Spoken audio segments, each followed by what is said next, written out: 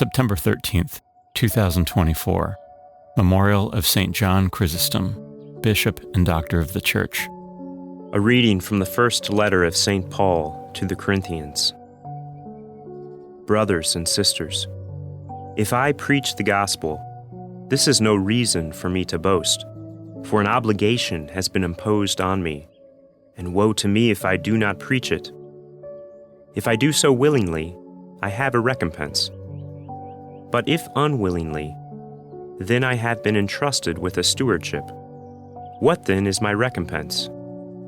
That, when I preach, I offer the gospel free of charge, so as not to make full use of my right in the gospel. Although I am free in regard to all, I have made myself a slave to all, so as to win over as many as possible. I have become all things to all, to save at least some. All this I do for the sake of the gospel, so that I too may have a share in it. Do you not know that the runners in the stadium all run in the race, but only one wins the prize? Run so as to win. Every athlete exercises discipline in every way. They do it to win a perishable crown, but we an imperishable one. Thus I do not run aimlessly.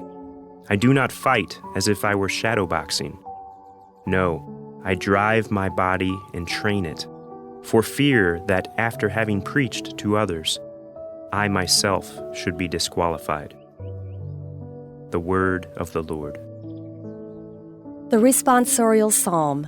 The response is, "How lovely is your dwelling place, Lord, mighty God!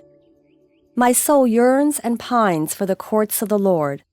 My heart and my flesh cry out for the living God. How lovely is your dwelling place, Lord, mighty God!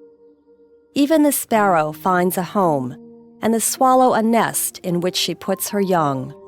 Your altars, O Lord of hosts, my King and my God. How lovely is your dwelling place, Lord, mighty God! Blessed they who dwell in your house, continually they praise you.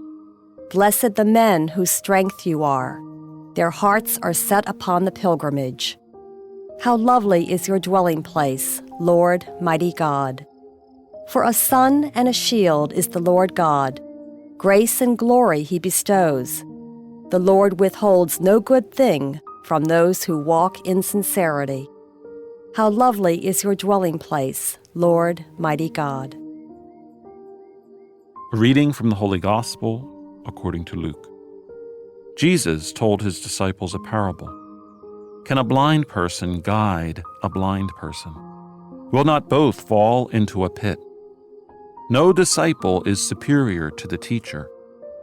But when fully trained, every disciple will be like his teacher. Why do you notice the splinter in your brother's eye, but do not perceive the wooden beam in your own? How can you say to your brother, "Brother, let me remove that splinter in your eye," when you do not even notice the wooden beam in your own eye? You hypocrite, remove the wooden beam from your eye first. Then you will see clearly to remove the splinter in your brother's eye. The Gospel of the Lord.